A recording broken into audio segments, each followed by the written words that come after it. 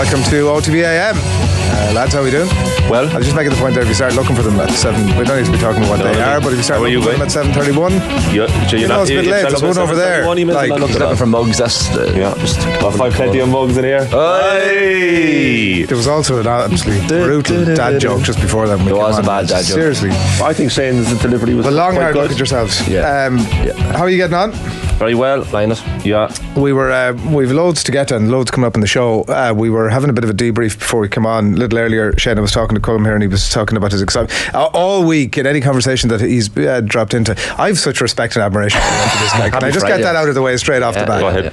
Can I just put that on record, You Shane? can sense it every Friday, do you know? But I can only be that open and honest and frank with him because I have such respect for him. Yeah, I'd like that to be on the record because I've had recent feedback to suggest that there might be a bit of tension between us, and that's...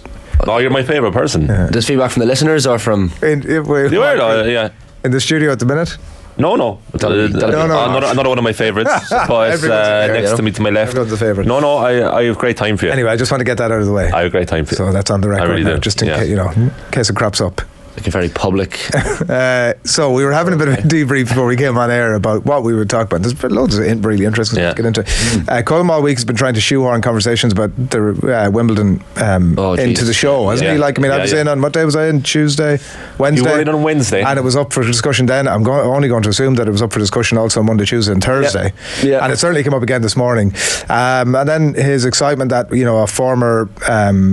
superstar of the game is returning, not at Wimbledon, mind you. She won't be back until later in the year, but let's shoehorn it into the conversation anyway, in the shape of Caroline Wozniacki. And it came to a conversation about Rory McIlroy and all this sort of stuff. I don't quite know how it sort of morphed into this, but she was engaged to him. We ended up having a conversation about fame.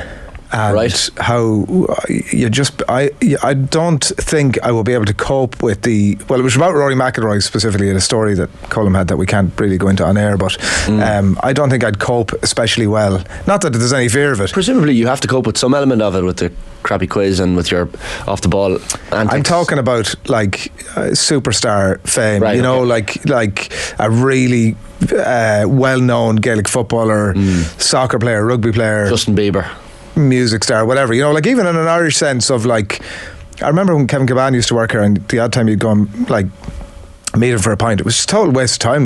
He seemed so at ease and good with the whole thing and nice with people. I could just never be able to be as nice. Well, I couldn't. With that level of, if people coming over to you, you'd go out for a beer with him and you wouldn't have one conversation with him all night long. But he was very patient with it. So that's him over on this side.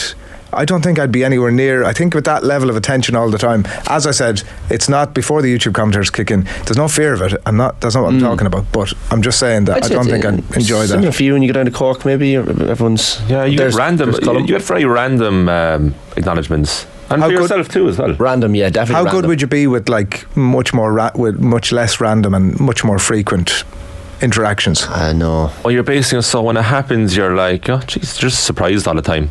But it's usually grand because it's not really about you. They just want to talk about the show. Yeah. So I suppose if it's really personal to you, so if you're in a sport where it's just yourself out there, there's no escape then. So people are constantly coming up to you. Questions, autographs. And probably opinions, very strong ones, about your performance. Yeah. Well, it's like David Clifford was getting escorted off the pitch by Gardaí the other day after it was at the Kerry Louth match. Or the game wasn't over and he was just coming off the pitch just to get in ahead of the inevitable crowd of kids. I think you could cope with it on the pitch. It's I'm down at the shop buying the bits of groceries, or I'm out. I'd say you'd be alright at it.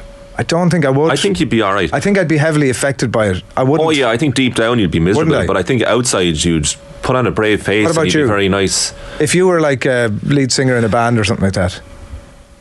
Yeah, if I was a lead singer in a band, I think he's musical. I'd looks a bit musical. I like music, but I'm not musical. I'd love to be musical, but I like music.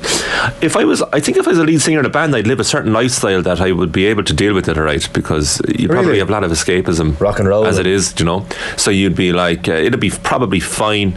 I suppose it depends on if you're not caught in any controversy, I think it'll be fine. I think the day that you'd be caught in a controversy, now that's a different story. What sort of controversy would you be caught up in? Don't know, if it was your pay wasn't correctly published. What made you think of that this week?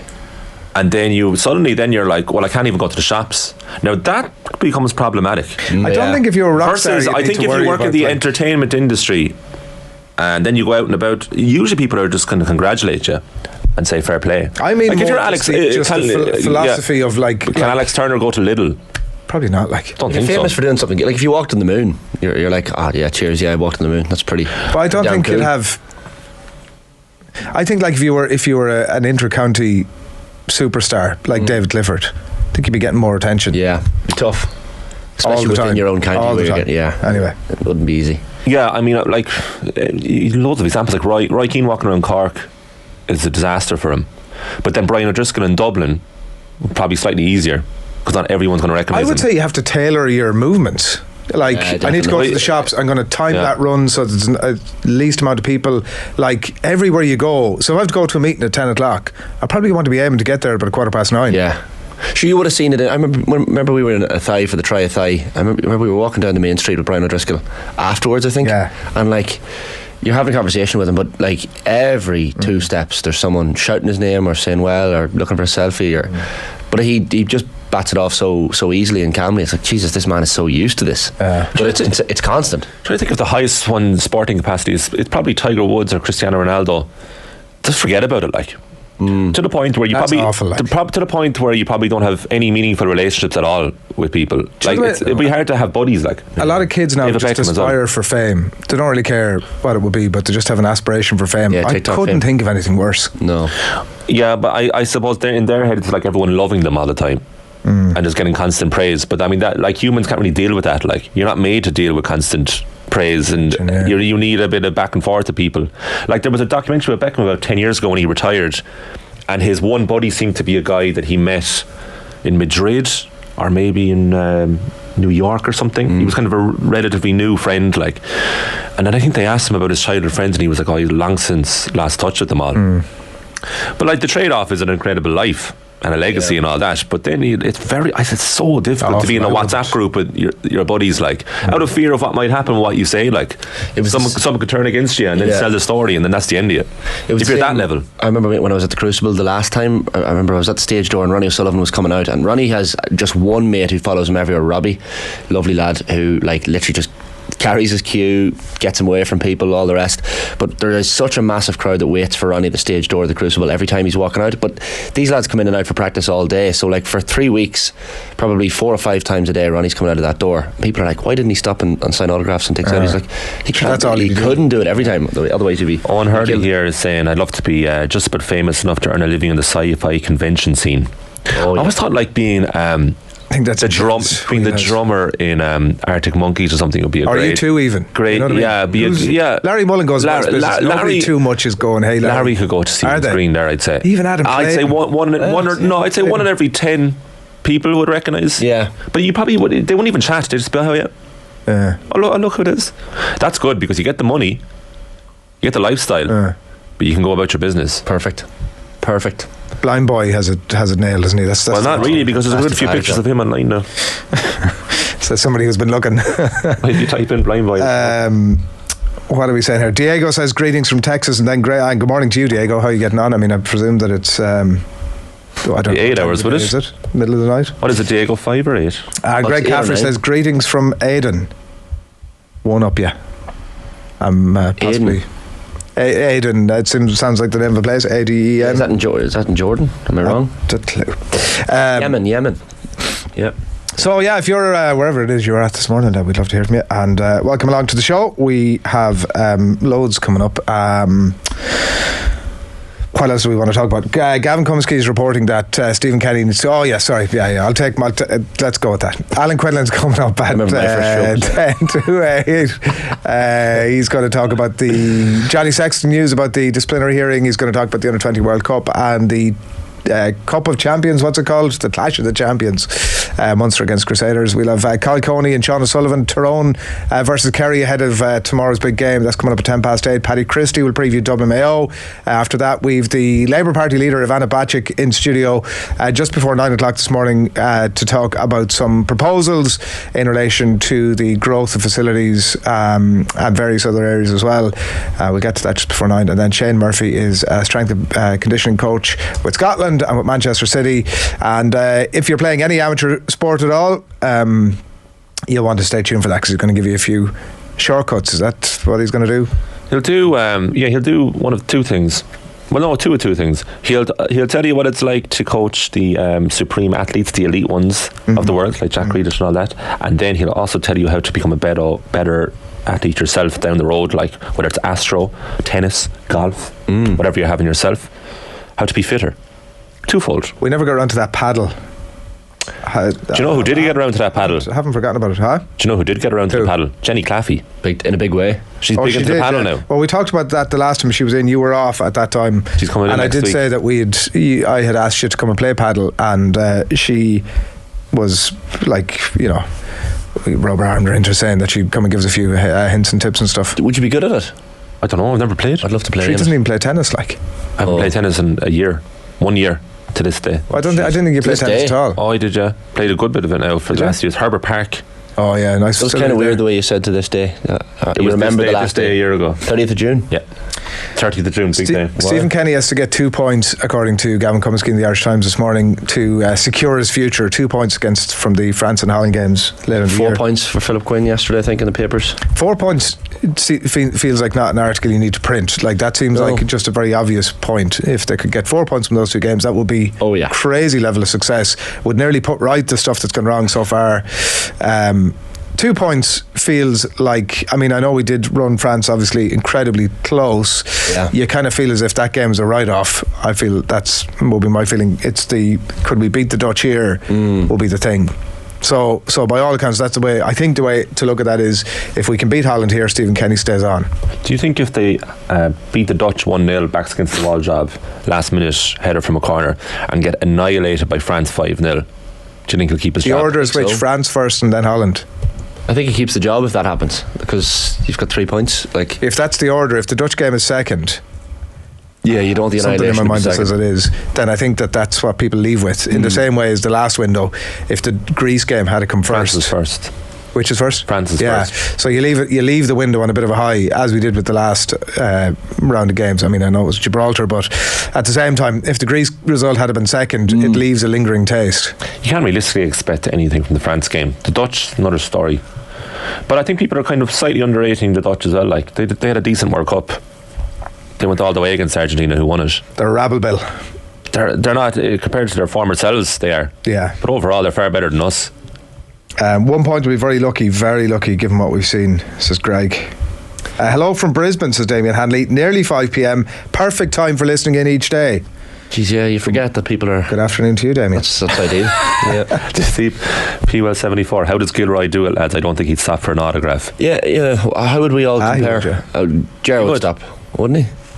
Gerard would revel in it and be very good at it. He'd do the scribbly signature. He would absolutely not revel in it. Oh my God, no! He would hate that. I don't think he'd revel in it. He'd do it, but he'd hate it. I don't know how dumb I does. Friday is all about location, says Terry Kelly. Howie is from Antwerp. Well, we're getting it right. Oh, spread this morning. When you hear Antwerp, you think Royal. Antwerp. Yeah. John O'Shea. Yeah.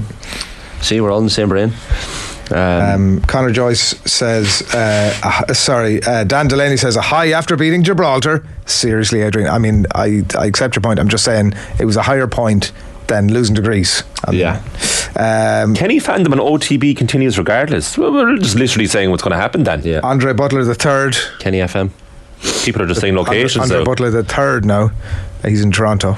Sounds like an NFL player. He's the best of them. And Conor Joyce says, you don't need to worry, lads, they won't get any points from the 2 games. Like, that is a distinct possibility, and I think that if that were to play out that way, not an entirely unlikely set of events. I love the optimism, Conor. Fair play to you. We have 2 listeners from Toronto. We have Brian Wise as well as another regular fan of the show. So there you go. Keep the locations coming in. You don't need to say anything. You can add in a little bit if you like. We should do that on Fridays. Yeah, we should be like, well, how far can we go? Hello from Tokyo. You're making it up now, Robert. Robert, you don't live in Japan. He's sending that from Knocknaheeny. Yeah. Come on now, Robert. We've ordered a drink. Tokyo's Townland and Roscommon. Photo or it didn't happen, is that what they say? Yeah. Tell us I don't think you can do that on the YouTube comments, mind you. Tweet us a photo of Japan. Michael says, morning from D4. I've been known to enjoy a game of tennis in Herbert Park myself. Do you have to be a member there to play? No, it's class. You just rock up €6 per person. It's brilliant. And the courts are outstanding. Good, Great coffee shop next to it. Great day out. Great playground there as well, I can vouch for. How many hours? Is it like snooker where you might spend 3 or 4 hours playing it? No, you book it for 1 hour. Book it for an hour. Right. You'd be done after an hour. Unlike snooker in the sense that you'd work up a bit of a sweat. It's an actual sport. Snooker's a sport, lads. Let me tell you. I'm not. Sport of kings. Let's not go there. What are we talking about? 2 points from the window. Yeah, it's really we're talking about 3 points from the Dutch game. So we're talking. I think so. I suppose that's my question. Yeah, I like an annihilation by France. It's not acceptable, but it's understandable, right? I mean, like. So not after the first game. Think about the France game, right? So if they play a strong 11 and they beat us well, what complaints can we actually have? France. Against France? No. It's the only So you don't even think about the France game. This is all about the Dutch game, isn't it? But I think the problem is when people when France hammer us, people will be like, oh, this is typical. I don't think they'll hammer us. I think we've already proven, and we do tend to the one, like, I don't want to be he doesn't get hammered. Positive Peter here, but like, you know, we do tend to up our games against the better teams. I think we've a right chance against the Dutch. You're telling me there's a chance? I am. Okay. 100%. Yeah. Like we can do that. We can up our game. If we need everybody fit, I think that goes without saying. We'll see obviously where players are at in terms of clubs and all, a lot of that stuff playing out at the minute. Don't give us much of a shake in Paris, but I think that we could beat the Dutch. Yeah, possibly. Love it. We don't have to think about this till September, and we have a World Cup in between. So now I'm slightly concerned about asking this next question, but I'll ask you anyway from Dan here on YouTube, wondering if you're going to Croker on Sunday, Colm. I won't even bother asking Shane. He's Monaghan to the core. I would, Dan, if I can source a ticket for the Derry game, I would absolutely go on Sunday. What do you mean source a ticket? Get a ticket. I know, but are they not like, I'd like to be sold out, will it? Oh, I think because it's the Dublin Mayos after that. Yeah. Will it be sold out? I think it will, yeah. I think you'll get one. I think, Adrian, if you really want one, you'll get one. I think you're right. I do really want one. We can sort one, yeah. Can we? Sort one, let's say. Can we sort one? Well, can you sort one? There? You could probably sort one, could you? What do you mean sort one? Go on to Ticketmaster and buy one, like. No. You have, I'd say, connections there. No, you don't. Like, the lesson of the last week told you anything. I think you have something. Don't pay for your own stuff. Don't be expecting handouts. It was a fair point, actually, though, that the lesson of the last week, or a bit more, yeah. That let there be no sort of under the table dodgy sort of carry on. Tickets are available. Go and buy a ticket. Again, lads, I feel like you're hinting at something. I don't need to publish anything about my ticket purchasing or otherwise. I know you don't, but I'm just saying, like, it's a good indicator as to your general behaviour. Johnny brought that up during the week. I would never do anything. You two are bickering for free. Yeah, I'll take anything for free. But like, what are you asking me to sort a ticket for you? Because I think you have tickets. I've no tickets. I think you do. Yeah, I've seen your inbox. I mean, number one, you haven't, Insidious. And number two, I don't have tickets. I think you do. Oh, okay. Just like one of those arguments are just never going to end. It's not an argument, like. No. We're not fighting. We're not fighting. No, Johnny Ward made that point during the week, and I think it was rightful to make it with John Cleary, the Cork football boss, that the Cork fans don't travel well at all. Like, they had 14,000 in Páirc Uí Chaoimh for the Roscommon game, well, between Cork and Roscommon fans.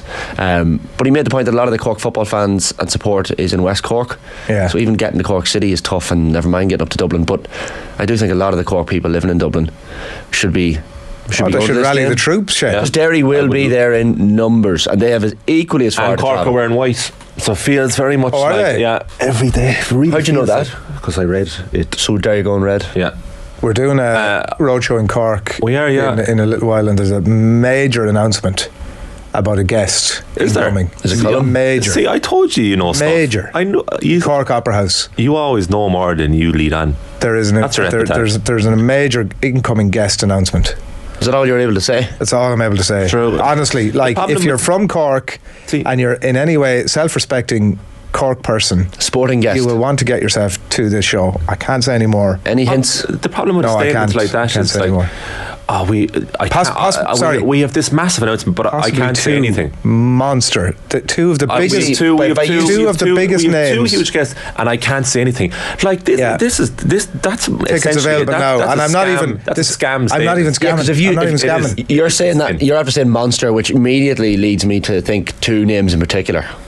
Well, I couldn't be in a position to confirm or deny whatever gets thrown out there. Here, come here. I suggested some names, and Roy Keane, I was heard. Ronan O'Gara, I heard that there's no money for that. Like, I mean, we might leave the production call for a slightly separate forum, but I'm just telling you, there's 2 huge Cork guests, and then everybody thinks one thing I will say, and it's not going to be them. It's not Roy Keane.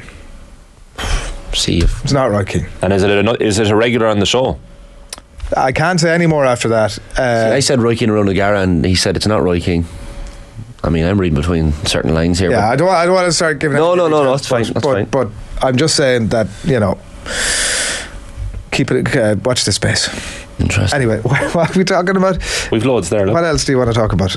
We've the shirt numbers for the Republic of Ireland team for the World Cup, and I was sort of looking at them going, so I would just wonder how they come up with do the management team sit down and pick their 11 and then go, okay, because that would on one level seem as if it would be the most logical thing to do, or do they go goalkeepers 1, 12, whatever you're having yourself, defenders you'll be 2 to 7, midfielders you'll be bum. Is that the way they do it, or because there must be a temptation to sit down and pick your it is strange starting 11, which is not 1 to 11 is not how it'll appear. Claire O'Riordan's number 2, and it's unlikely she'll start. Little John, we won in the 50-50, she's 8. Who's name say Ireland's Euro 2016 campaign, right? Who are the 2 or 3 players that immediately come to your head when you think of that tournament? Robbie Brady, Jeff Hendrick,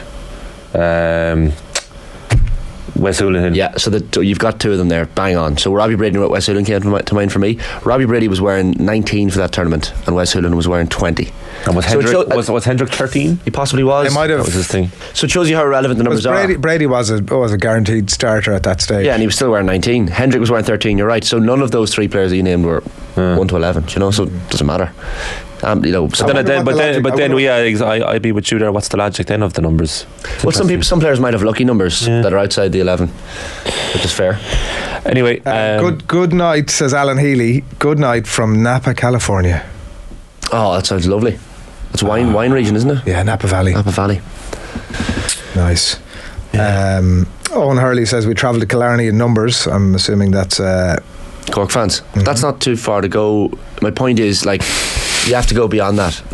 Derry fans will travel in numbers down to Dublin. What are you giggling at there, Boo? The comments. Go on, what have you got? Only tickets in the Nally stand. Tom in Dublin. But I mean, there's nothing wrong with the Nally. It's not called the Nally anymore anyway. It's called Cork should wear the yellow jerseys. Did you ever go to the Nally, get country bumpkins? That would have been a... The Nally? No, I don't think I was ever in the Nally. You're even looking at me going, what's the Nally, are you? No, it's beside the hill. Jesus, next to the hill, next to the hill. It's still in use, but is it still called the Nally? I presume it is. Nally Terrace, yeah. No, it's not called the Nally. Is it not? No, I don't think so. I mean, I could be wrong. I thought that was gone. Just before we move on there, Adrian, do you mind me asking your co-host a question? I'll listen to you. What do you think of Mason Mount to Manchester United? I'm probably unsure about it in a similar sense that I was about Declan Rice to Arsenal. To be honest, for the price tag, I'd prefer Mason Mount for 60 million than Rice for 105. Oh man, back to I really would. I know it's easy to compare them, or hard to compare them in some ways, but because they're both English, and maybe that's why I'm doing it. But Mount has a lot of promise. United clearly wanted him. He was Eric Ten Hag's number 1 target. He's another middle of the road head. I would take Rice over Mount every day of the week, even if it's double the price. But for the price, no, what does the money make? Price is irrelevant. Take Rice. It's not even a conversation. I was actually thinking about it's not irrelevant though. I was actually thinking about our debate for United. They don't care. All those clubs about your opinion of Rice. And I would rate your opinion as a baller yourself. Yeah. I was thinking, why does Shane think this? I had a couple of messages from people yesterday who agreed with me.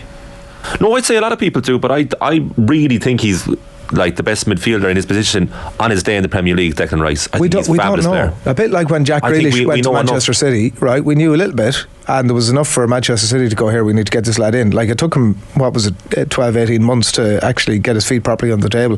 There is a bit of that about Declan Rice when he goes to a bigger club. Well, the one thing I was saying yesterday was that I actually want more from him, to see more from him. And now he is, I think it was Ger put it yesterday, he's no more excuses now because he plays for a challenger, a contender. Yeah.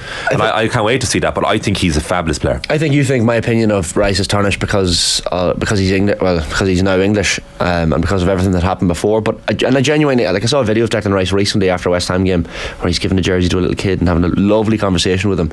So I have nothing against Declan Rice as a human being. I just think he's vastly overrated, partly because he's an English footballer. No, you can't say he's overrated because of his nationality. He's not worth 105 million. Well, his price tag is reflective of him being an England international. That is a fact. Yeah, but who cares, like, about the price tag? I don't. I agree with you. But why do you think he's overrated? That's not a good point. Why do you think he's overrated as a footballer? Well, so great question. Point out the games that he like. Yes, for West Ham he stood out. He definitely stood out in that West Ham team. I agree with you. And when he plays for England, he has good middle of the road games quite regularly. But, like, do you ever just watch Declan Rice and go, "Oh my God, he is amazing"? I don't. I certainly don't. I think he is overrated to a T. Like, he's so vastly overrated. I don't think you say that about the vast majority of midfielders. You don't say, "Oh my God." You would never say it about Michael Carrick. You'd rarely say it about Xavi himself. You'd say Xavi is part of the Iniesta and Busquets bracket, but not Xavi. "Oh my God, what Xavi did with the ball there is sensational." Highlights to it. Everything's just so simple. And that's kind of right. Shane's anti-English. Certainly not anti-English. I'm anti Declan Rice hype train. He's very good at intercepting the ball. He's very good at reading the game. I just think other elements of his game need so much more. We'll find out when he goes to a proper club. That's it. He just captain West Ham to a European trophy. They're hardly not a proper club. We'll find out with a club you use the term European trophy where the spotlight will be on him constantly. But, like, to gloss over the fact that you were saying some attributes he has, that he intercepts very well and he passes well, but not too dissimilar to Roy Keane on the ball. Roy Keane never did anything spectacular on the ball. I think it's sacrilege to name them in the same sentence even. I don't think it is at all. Oh, it is. I'm not talking about mentality. Like, there'll never be another Roy Keane. But people think that Roy Keane was this guy who would, like, absolutely dominate games completely, and sometimes he would by sheer personality and will. But as a footballer, he did everything very simply. He'd say it himself. He got the ball and he passed the ball. He got the ball and he passed the ball. You have bought his own hype. That's not true. But that's what he. If you watch his games, he's a technically brilliant player. Exactly, and so is Declan Rice. But what they do is very simple. You're never going to be wowed by them. He's not as. What they do is very true about Roy Keane. You'd be wowed by Roy Keane's will and running up and down, his quality and of passing. But you would so rarely say about Roy Keane, "Wow," with a pass. But everything he did was so good. You mentioned Michael Carrick. Michael Carrick. Rice wouldn't lace Carrick's boots, in my opinion, at this stage. Maybe at Arsenal he got 2 or 3 good years, helps them win a title or whatever. It's only because Carrick's had a whole career behind him, and that's an overstatement. Yeah, well, yeah, of course. He could end up being having a far better player than Michael Carrick. He could. But what I've seen so far, but what I'm saying is he's done now, so he's like, I've had me a bit now. You can, but we just don't know. That's the reality of it. We won't know until he goes to. I don't mean to use the term proper club. That is disparaging and needless. But a bigger club, of course. Well, time will tell. Arsenal are a bigger club. Yeah, let's go back to this in 6-12 months' time and see how we're all getting on. Yeah, right, we'll definitely remember to set a reminder on your phone there. And for Mason Mount as well. The jury is out on him, I have to say. But I prefer Mount to Rice. Roy Keane, a million times better than Rice. Come on, Colm. Obviously, that's obvious. Go on there, go on. He's done now. He's like, he drags on the conversation for another 10 minutes beyond where we were supposed to finish, and now he's done and he wants to get out the gap. Colm, can I just say thanks a million for coming in? I really enjoyed your contribution. I thought if you were about to tap me in the hand there, that was an unusual. I wish you did. But anyway, listen, thanks. I always enjoy his contributions. I love having you on a Friday. He's so good, and generally as a colleague, lovely man, lovely person. Gets me out of bed on a Friday. Having you here. Does he? Yeah. I wish you were here more. Can you do that? I am. I'm here basically twice a week now. For a few weeks. Yeah. Go on, he's waiting. So very enjoyable.